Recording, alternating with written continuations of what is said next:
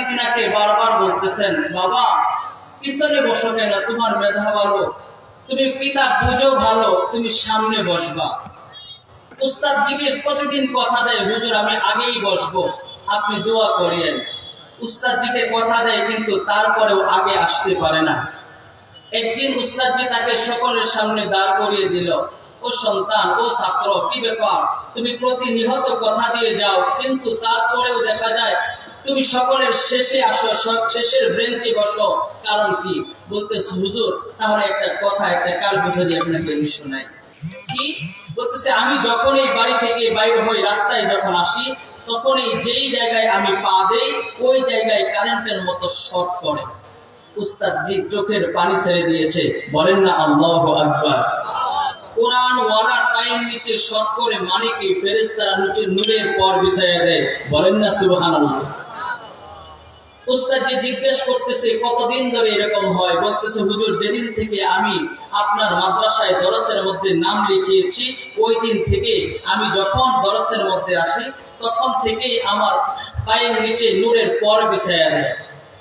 উস্তাদজি চোখের পানি ছেড়ে দিয়ে বলতেছে, বাবা তোমার আজকে থেকে ব্রেঞ্চে বসার প্রয়োজন নাই, তুমি আজকে থেকে আমার কোলে বসে বসে বসে বসে এরকম ভাবে কোরআন কারীম তেলাওয়াত করবা, আমি শুনবো, বলেন না সুবহানাল্লাহ। কিতাবের ভিতরে আসছে, তিনি সাধারণ মানুষ নয়, তিনি হচ্ছেন ইমাম গাযালি রাহমাতুল্লাহি আলাইহি, বলেন না সুবহানাল্লাহ। তিনাকে আল্লাহ পাক রব্বুল আলামিন এমন একটা নূর দিয়েছিলেন, অসংখ্য অগণিত মাদ্রাসার ছাত্র, এখানে বলার আমার কোন ভাষা নেই, তারপরে যতটুকু বলতেছি যে আল্লাহ পাক রব্বুল আলামিন কোরআনে কি দিয়েছেন। আসুন না দেখি, আজকে আমরা কোরআন পড়ি না, যার কারণে কোরআন সম্পর্কে জানি না। আজকে আমরা কোরআনকে অধ্যয়ন করি না, যার কারণে কোরআনের বিষয়ে আমরা বুঝি না। বলা হয়েছে ছেলে কি হবে, বলতেছে ছেলে ডাক্তার হবে, ছেলে কি হবে, ছেলে ইঞ্জিনিয়ার হবে, ছেলে কি হবে, মাস্টার হবে। দুনিয়ার লাইনে তার এরকম ভাবে ডিগ্রির অভাব নাই। বলতেছে আখিরাতে কি হবে, বলতেছে আখিরাতে তার কোনো হিসাব বলতে পারি না। বলতেছে আখিরাতের লাইনে যেহেতু তার দুনিয়ার হিসাব, তারা আখিরাতের হিসাব কোনো কাজে আসবে না। অতএব বলা হচ্ছে যে যেই ব্যক্তি আখিরাতে মর্যাদা অনুযায়ী ইলম শিক্ষা করবে, ওই সন্তানটাই হলো দামি সন্তান, ওই সন্তানটাই হলো দুনিয়াতে সবচাইতে আল্লাহ তাআলার কাছে দামি, রাসূলের কাছে দামি, বলেন সুবহানাল্লাহ। ভাইরা আমার, আজকে আমাদের টেনশন যে আজকে আমাদের ছেলে সন্তান সন্তানেরা যদি মাদ্রাসায় লেখাপড়া করে, তাহলে তার কি হবে, কয় টাকা বেতন পাবে, কিভাবে সে খাওয়া দাওয়া করবে। আপনাদের কাছ থেকে আজকে এই মাহফিল থেকে একটা প্রশ্ন করতে চাই, বলেন তো রিজিকের ফয়সালা কোথা থেকে হয়? বুঝেন না কথা? রিজিকের ফয়সালা কোথা থেকে হয়? আসমান থেকে। প্রত্যেকটা মানুষের রিজিকের ফয়সালা হয় আসমান থেকে। রিজিকের ফয়সালা জমিন থেকে হয় না। রিজিকের ফয়সালা জমিন থেকে হয় না। জমিনের ভিতরে আমরা যত ফসলাদি দেখি, এই সমস্ত ফসলাদি আল্লাহ তাআলার দান। আল্লাহ যদি আমার রিজিক রাখে, তাহলে আমি ভক্ষণ করতে পারবো, নয়তো আমি খেতে পারবো? কথা বলেন, পারবো? উদাহরণ দেখেন, হযরত মূসা আলাইহিস সালাম তিনার বিবি সহ মাদাইন থেকে আসতেছেন মিশরের দিকে। এমনই সময় একেবারে অন্ধকার, কোনো রাস্তা খুঁজে পাচ্ছেন না, কোনো খাবারও পাচ্ছেন না, কোনো পানি পাচ্ছেন না, রাস্তা পাচ্ছেন না, কোনো কিছুই পাচ্ছেন না। এমনই সময় হযরত মূসা আলাইহিস সালাম আল্লাহ তাআলাকে ডাকতেছেন, আল্লাহ আপনি তো আমার সাথী, আপনি আমার বন্ধু, আপনি আমাকে একটা রাস্তা বাতলায়া দেন। এমন সময় মূসা আলাইহিস সালামকে আল্লাহ তাআলা বললেন, ওগো পয়গম্বর মূসা, তোমাকে আমি একটা লাঠি দিলাম, এই লাঠি দিয়ে তোমার সামনে যে একটা পাথর আছে, এই পাথরটাকে আঘাত করো। মূসা আলাইহিস সালাম পাথরটাকে আঘাত করলেন। মূসা আলাইহিস সালাম যখন পাথরটাকে আঘাত করলেন, পাথরটা ফেটে গেল, দুইটা ভাগ হয়ে গেল। আল্লাহ তাআলা আবার হুকুম দিলেন, ও মূসা, এই পাথরটাকে, দ্বিতীয় পাথরটাকে আবার আঘাত করো। মূসা আলাইহিস সালাম আবার আঘাত করলেন, আবার দুইটা ভাগ হয়ে গেল। আল্লাহ তাআলা আবার বললেন, দ্বিতীয় পাথরটাকে আবার আঘাত করো। আবার আঘাত করলো, আল্লাহু আকবার। ওই পাথরের ভিতর থেকে একটা ছোট্ট কীড়া, ছোট্ট একটা পোক বাইর হয়ে আসছে। তার মুখের ভিতরে একটু খাবার, তার খাদ্য, তার আবরণটা দিয়ে সে ঢেকে আছে। এমন সময় মূসা আলাইহিস সালাম এই পাথরের কাছে গিয়ে দিতেছেন তার মুখের ভিতরে খাবার। আল্লাহ তাআলাকে বললেন, মালিক এই পোকার সাথে আমি একটু কথা বলতে চাই। আল্লাহ তাআলা বললেন, যাও তুমি কথা বলো। মুসা আলাইহিস সালাম নিজের কানটা এই পাথরের সঙ্গে পোকার সঙ্গে লাগিয়ে দিলেন। লাগানোর সঙ্গে সঙ্গে পোকা তার খাবার খাইতেছে আর তেলাওয়াত করতেছে, সুবহানা মাইয়ারানি ওয়া ইয়াসমাউ কালামি ওয়া ইয়ারযুকুনি ওয়া ইয়ারিফু মাকানি ওয়া ইউযকারনি ওয়া লা ইনসানি। পোকা যখন এই কথাগুলো বলতেছিল, মুসা আলাইহিস সালাম তার চোখের পানিগুলো ছেড়ে দিলেন। আল্লাহ পাক রব্বুল আলামিনের কুদরতি কদমে তিনি সিজদায় পড়ে গেলেন। আল্লাহ পাক রব্বুল আলামিন মুসা পয়গম্বরকে জিজ্ঞেস করলেন, ও মুসা, তুমি তো এই পোকার হালত শুনতে চাইলা, জানতে চাইলা, এখন আমি তুমি কেন সিজদায় উপনীত হয়ে গেলা, সিজদায় পড়ে গেলা? মুসা আলাইহিস সালাম বললেন, মালিক এই পোকা এই পাথরের ভিতরে কিভাবে আসলো সেটা জানি না। এই পাথরের ভিতরে এই পোকাটা একমাত্র শুধুমাত্র আপনার গুণগান গায়, সে সর্বদাই শুধু বলতেছে সুবহানাল্লাহ, আল্লাহু আকবার। ওই পাথরের ভিতরে বসে বসে ওই পোকা শুধুমাত্র কেবলমাত্র আপনাকে ডাকে। আমি মুসা পয়গম্বর বুঝতে পারলাম, একটা পোকা যদি আপনাকে ডাকে তার রিজিকের ফয়সালা আপনি করে দেন। একটা পাথর নয়, দুইটা পাথর নয়, এক এক করে এক একটা ভিতরে চারটা পাথরের ভিতরে যদি একটা পোকাকে আপনি খাবার দিতে পারে, আর জমিনের ভিতরে আরো সে জমিন নিচে, জমিনের উপরে আসমানের নিচে আপনার মাখলুক যদি আপনাকে ডাকে, আপনি তো অবশ্যই অবশ্যই তার খাবার দাবার তার উত্তম থেকে উত্তম রিজিকের ফয়সালা করে দিবে। কথা বলেন ঠিক কিনা? ভাইরা আমার, বন্ধুরা আমার, আল্লাহ পাক রব্বুল আলামিন জানিয়ে দিলেন, কুল্লাহুম্মা মালিকাল মুলকি তুতিল মুলকা মান তাশা ওয়া তানজিউল মুলকা মিম্মান তাশা ওয়া তু'ইজ্জু মান তাশা ওয়া তুযিল্লু মান তাশা বিয়াদিকাল খায়র ইন্নাকা আলা কুল্লি শাইইন কাদির। আল্লাহ পাক রব্বুল আলামিন বলেন, আমি তো তোমাদের সবচাইতে বড় নেতা। ও মুসলমান বান্দা, আজকে যদি আমরা আয়াতের দিকে লক্ষ্য করি তাহলে আমরা একটা বাক্যই বলবো, বলেন না আমাদের নেতাকে? আওয়াজ দিয়ে বলেন, আমাদের নেতাকে? আমাদের নেতা আল্লাহ। এই উলামায়ে কেরাম কখনো আল্লাহ তাআলার সামনে ছাড়া অন্য কারো কাছে মাথা নত করতে পারে না। কথা বলেন ঠিক কিনা? ভাইরা আমার, বন্ধুরা আমার, ইতিহাস দেখেন। আজকে আমরা যদি ইতিহাসের দিকে লক্ষ্য করি, আল্লামা বাবুল হক তিনাকে এরকম ভাবে কারাগারে নেওয়া হয়েছে, কঠিন থেকে কঠিন শাস্তি দেওয়া হয়েছে।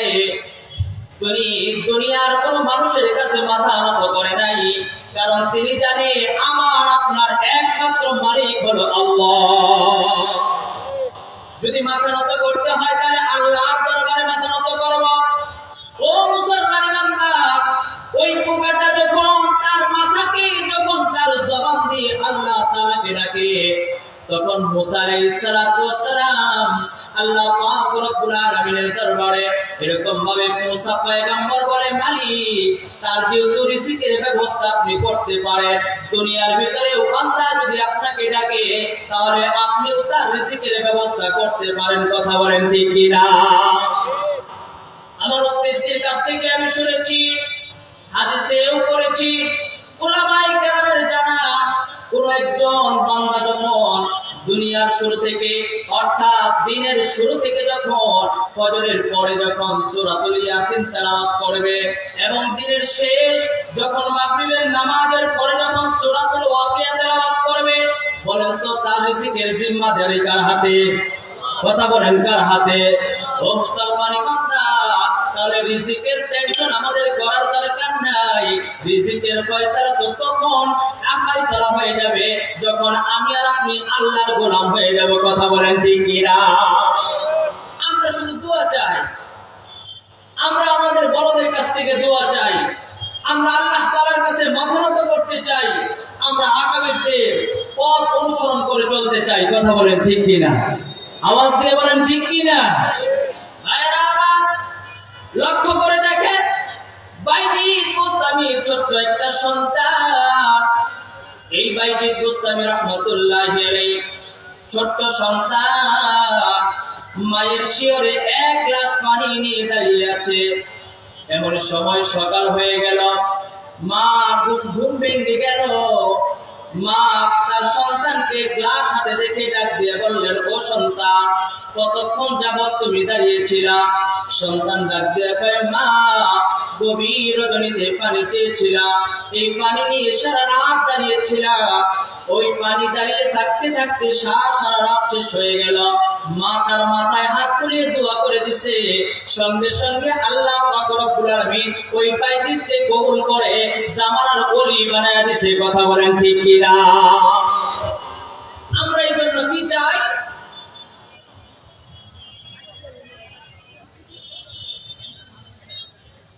এই জন্য আমরা কি চাই? আমরা আমাদের আকাবিরদের কাছ থেকে দোয়া চাই, আমরা আমাদের ওলামায়ে কেরামের কাছ থেকে দোয়া চাই, আমরা আমাদের স্নেহের বাবা মায়ের কাছ থেকে দোয়া চাই। এই দোয়া নিয়ে আমরা বড় হতে চাই। কথা বলেন ঠিক কিনা? এই দোয়া নিয়ে আমরা বড় হতে চাই, আমরা এই দোয়া নিয়ে থাকতে চাই, এই দোয়া নিয়ে ঈমান আমল নিয়ে আমরা কবরে যাইতে চাই। কথা বলেন ঠিক কিনা? ভাইরা আমার, কথাগুলো মনোযোগ দেন। আল্লাহ পাক রব্বুল আলামিন এই দুনিয়ার ভিতরে আমাকে আপনাকে সুন্দর করে বানাইলেন। বানানোর পর আল্লাহ পাক রব্বুল আলামিন একখানা কিতাব দিয়ে দিয়েছেন, যার নাম হলো কোরআন। এই কোরআনুল কারীমের ভিতরে আল্লাহ পাক রব্বুল আলামিন সুন্দর করে সমস্ত মানুষদের জন্য জানায়া দিলেন, ইন্না হাযাল কুরআনা ইয়াহদি লিল্লাতী হিয়া আকওয়াম। এই কোরআন যারা পড়বে তারাই হেদায়েত প্রাপ্ত হয়ে যাবে। বলেন সুবহানাল্লাহ। এই দুনিয়ার মানুষের জন্য কোরআন হলো হেদায়েত। কেমন হেদায়েত? আল্লাহ তাআলা মানুষকে উদ্দেশ্য করে বলতেছেন, সমস্ত মানুষের জন্যই কোরআন হলো হেদায়েত। এই মানুষ যখন কোরআন পড়বে সে হেদায়েত পেয়ে যাবে। এই মানুষ যখন কোরআন তেলাওয়াত করবে তখন সে আল্লাহ ভীত হয়ে যাবে, আল্লাহর মনোনীত বান্দা হয়ে যাবে, আল্লাহর মনোনীত বান্দি হয়ে যাবে। এই আল্লাহ পাক রব্বুল আলামিন কোরআন দিয়েছেন।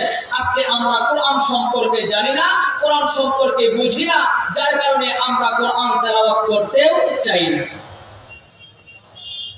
কোরআন তো এমন একটা ম্যাগনেট, কোরআন তো এমন একটা কিতাব, যেই কিতাব তেলাওয়াত করলে মানুষের দুনিয়াতে শান্তি, আখিরাতে মুক্তি হয়। বলেন সুবহানাল্লাহ।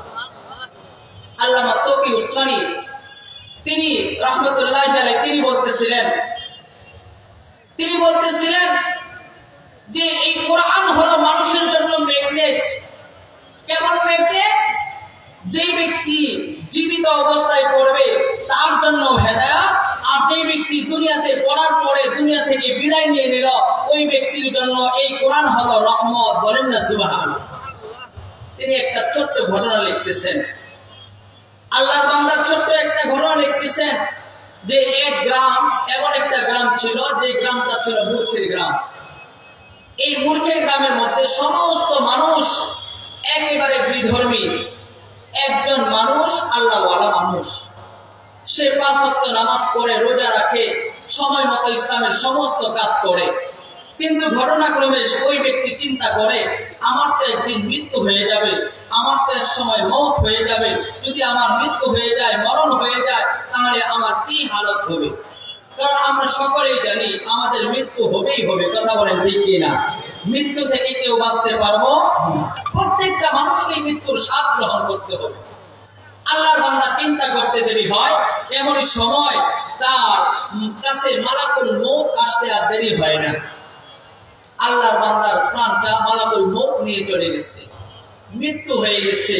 আল্লাহর বান্দা এই যে এরকম ভাবে গোসল দিবে, কাফন পরাবে, দাফন দিবে, এরকম লোক ওই গ্রামে নাই, কারণ গ্রামটাই হলো মূর্খের গ্রাম। আল্লাহর বান্দার লাশটা পড়ে আছে, তিনা বিবি চিন্তা করে কমপক্ষে আমি গোসল দিয়ে এরকম ভাবে কাফনটা পরায় রাখি। আল্লাহর বান্দি গোসল দিয়ে দিল, কাফনের কাফন পরিয়ে ফেললো। পরানোর পর চিন্তা করে আর কি করা যায়, এমন ভাবে লাশটা রেখে দিয়েছে। মূর্খ সমস্ত মানুষগুলো আসছে, আসার পরে চিন্তা করে কমপক্ষে তার জানাজার নামাজটা পড়ানোর পরে তাকে কবরে রাখার দরকার। এমনই সময় আল্লাহর বান্দা লাশটাকে নিয়ে এলাকার মানুষেরা বসে আছে। এমন সময় চিন্তা করে যে দেখি এই এলাকার আশপাশ দিয়ে কোন এরকম আলেম অথবা জাননেওয়ালা মানুষ যায় কি যায় না, যার কাছ থেকে আমরা তার জানাজার নামাজটা পড়িয়ে নিব। আল্লাহর বান্দারা বসে আছে, হঠাৎ করে এক লোক এই রাস্তা দিয়ে যাচ্ছে, তার মাথায় একটা টুপি দেখা যায়, পরনে একটা জুব্বাও দেখা যায়, মুখে দাড়িও দেখা যায়। আমাদের ভাষায় তাকে বোঝা যায় যে লোকটা মুসলমান। কথা বলেন ঠিক কিনা? চেহারা সুরতেই বোঝা যায় লোকটা মুসলমান। লোকগুলা সবাই ডাক দিয়ে বলতেছে, ভাই তুমি হয়তো মুসলমান, অনেক জানো, অতএব আমার এই ভাইয়ের জানাজার নামাজটা একটু পড়ায়া দাও। আল্লাহর বান্দা এরকম ভাবে 4টা তাকবীর দিয়ে জানাজার নামাজটা পড়িয়ে দিল। নামাজটা পড়ানোর পর চিন্তা করে আমি নিজের হাতেই তাকে কবরে রাখি। আল্লাহর বান্দা নিজ হাতে তাকে কবরে রাখলো। রাখার পরে উপর দিয়ে যেভাবে মাটি দেওয়ার দরকার মাটি দিয়ে চলে যাবে। হঠাৎ করে চিন্তা করে কি ব্যাপার, আমার পকেটে তো একটা দামি কাগজ ছিল, কাগজটা দেখতেছি না। এবার কবর জিয়ারতে দোয়া করতেছে আর চিন্তা করতেছে কাগজটা কোথায়। চিন্তা করে মাইয়াতকে যখন কবরে রেখেছিলাম ওই কবরের ভিতরে মনে হয় কাগজটা আমার পড়ে গেছে। চিন্তা করে কি করব, কাগজটা উঠাবো আবার মাটি করে। এমন সময় লোকগুলা সবাই জড়া হয়ে গেছে। ভাই কি ব্যাপার, তুমি আবার দাঁড়িয়ে আছো? আল্লাহর বান্দা ডাক দিয়ে কয়, ভাই কবরের মাটিগুলো সরিয়ে আবার আমার একটা কাগজ, দামি কাগজ কবরের ভিতরে আছে, ওই কাগজটা নেওয়া লাগবে। বলছে আপনার যা ইচ্ছা, আপনি আলেম মানুষ, আপনি তাই করেন। আল্লাহর বান্দা আস্তে আস্তে মাটিগুলো সরাইতে লাগলো। চিন্তা করে লাশটা তো ফুলেও নাই, ফাটেও নাই, তাড়াতাড়ি আমি কাগজটা নিয়ে নেই। মাটিগুলা সরাইতে শুরু করলো। আল্লাহু আকবার। যেই লোকটার কবর থেকে মাটি সরাইতেছে ওই কবর থেকে মেশক আম্বরের ঘ্রাণ বের হইতেছে। বলেন না সুবহানাল্লাহ। আল্লাহর বান্দা মাটি সরানো শেষ, তার নাক থেকে মেশক আম্বরের ঘ্রাণ বের হয়। এমনই সময় একটা বাঁশের টুকরা সরানোর পর চাটাইগুলা যখন সরানো শেষ হয়ে গেল, এই তো যাকে একটু আগে কবরে রাখলো, যেই কবরটা অন্ধকার হওয়ার কথা, যেই কবরটা একেবারে ঘোর অন্ধকার হওয়ার কথা, এই কবরটা আর অন্ধকার নাই, এই কবরটা একেবারে নূরে নূরান্বিত হয়ে গেছে। বলেন না সুবহানাল্লাহ। আল্লাহর বান্দা চিন্তা করে এই ব্যক্তিটাকে আমি কবরে রাখলাম, এই লোকটাকে মাত্র 15 মিনিট আগে আমি কবরে রাখলাম। রাখার পরে তাকে আমি এরকম ভাবে এখনো দাঁড়িয়ে আছি। তার কবরটা অন্ধকার হওয়ার কথা, তার কবরটা তো অন্ধকার না, তার কবরটা তো দেখা যায় একেবারে নূরে নূরান্বিত হয়ে গেছে। তার কবর থেকে মেশক আম্বরের ঘ্রাণ বের হয়। আল্লাহর বান্দা চিন্তা করে কি তার আমল, কি তার আমল। আল্লাহর বান্দা কি দিবে আর কাগজের টুকরা না নিয়ে আল্লাহর বান্দা আবার মাটি দিয়ে এই জায়গা থেকে দাঁড়িয়ে দাঁড়িয়ে চিন্তা করে আল্লাহর বান্দার কি এমন আমল যে আমলের কারণে আল্লাহ পাক রব্বুল আলামিন তাকে কবরে রাখতে দেরি হইল। আল্লাহ তাআলা তার সঙ্গে এত সুন্দর ব্যবহার করতে দেরি হয় নাই। বলেন সুবহানাল্লাহ। কি তার আমল, কি সে আমল করছে? আল্লাহর বান্দা দাঁড়িয়ে দাঁড়িয়ে চোখের পানি ছেড়ে ডাক দিয়ে কয়, মালিক জানি এই দুনিয়াতে আমি তো থাকার জন্য আসি নাই, কখন জানি আমার সামনে আজরাইল এসে দাঁড়ায় যায়, কখন জানি আমার মৃত্যু হয়ে যায়, কখন জানি মালাকুল মউত আমাকে এরকম ভাবে গ্রাস করে। ওগো মালিক দুনিয়াতে তো কেউ থাকবে না, কেউ থাকবে না, আমিও থাকবো না, এই মূর্খের গ্রামের একটা মানুষও থাকবে না। ওগো মালিক কি তার আমল সম্পর্কে আমি একটু জানতে চাই। আল্লাহ বান্দা দাঁড়িয়ে দাঁড়িয়ে দাঁড়িয়ে দাঁড়িয়ে এই কবরস্থানে দাঁড়িয়ে এরকম করে চিন্তা করে। এবার সে চিন্তায় উপনীত হয়ে এতটুকু সে বুঝতে পারলো তার আমল সম্পর্কে তার বিবির কাছে আমার জানার দরকার। আল্লাহর বান্দা হাঁটি হাঁটি পা পা করে তার বিবির কাছে চলে যায়, বেগমকে ডাক দিয়ে কয়, ও মা, আপনার স্বামীর কবরের খবর আমি নিয়ে আসছি। ও মা, আপনার স্বামীর কবরের খবর আমি নিয়ে আসছি। আল্লাহর বান্দা ডাক দিয়ে কয়, ও গোলাম, এই তো 15 থেকে 30 মিনিট আগে তুমি আমার স্বামীকে কবরের ভিতরে রাখছো, তার কি খবর নিয়ে আসছো? আল্লাহর বান্দা ডাক দিয়ে কয়, মা, আপনার স্বামীর কবরের খবর নিয়ে আসছে। এর আগে বলে আপনার স্বামী কি এমন আমল করছে যে আমলের কারণে আল্লাহ তাআলা তার কবরটাকে জান্নাতের বাগান বানায় দিয়েছে। সুবহানাল্লাহ। ও মুসলমান ইমানদার, আজকে আমরা দূর দূর থেকে আসছি ওয়াজ শোনার জন্য, মাহফিল শোনার জন্য। এই কথাটা সকলেই বিশ্বাস করি, মৃত্যু সকলকে গ্রাস করবে, মৃত্যুর ফেরেশতা থেকে কেউ পলায়ন করে কেউ বাঁচতে পারবে না। কথা বলেন ঠিক কিনা? এই জন্যই তো কবিতার গভীর ভাষায় সুন্দর করে জানায় দিলেন, মৌত কাসিন কুল্লু নাসিন শারিকু, মৌত কাসিন কুল্লু নাসিন শারিকু, কবর বাইতিন কুল্লু নাসিন দাখিলো, এ কেমন সাহারা भी होगा, এ কেমন সাহারা भी होगा, এই খবর বুলবুল को दो, এ কেমন সাহারা भी होगा, এই খবর बुलबुल को दो, ताकि अपनी जिंदगी को सोच कर कुर्बा करे, ताकि अपनी जिंदगी को सोच कर कुर्बा करे। জামানার কবি আল্লামা রুমি রাহমাতুল্লাহ আলাইহি সমস্ত মানুষগুলোকে ডাক দিয়ে কয়, ও লোক সকল শুনো, দুনিয়াতে কেউ থাকার জন্য আসে নাই, দুনিয়াটা হলো একটা মুসাফিরখানা, কখন জানি কাকে আজরাইল ডাক দিয়ে নিয়ে যায় এটা কিন্তু কারো কিন্তু জানা নাই।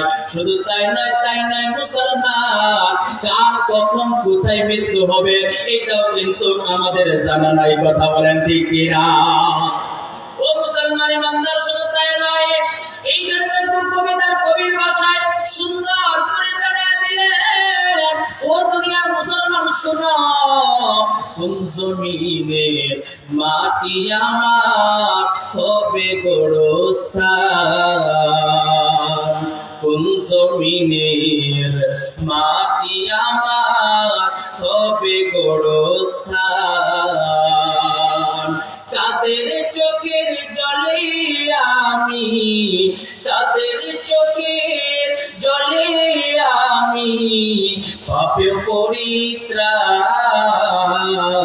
কোন জমিনের মাটি আমার হবে গোরস্থান, কার কাঁধে চড়ে আমি কবর দেশে যাব, জানি না কার মোনাজাতে খোদার রকম পাবো, কার কাঁধে চড়ে আমি কবর দেশে যাব, জানি না কার মোনাজাতে খোদার রকম পাবো, কার কারণে করবে ক্ষমা,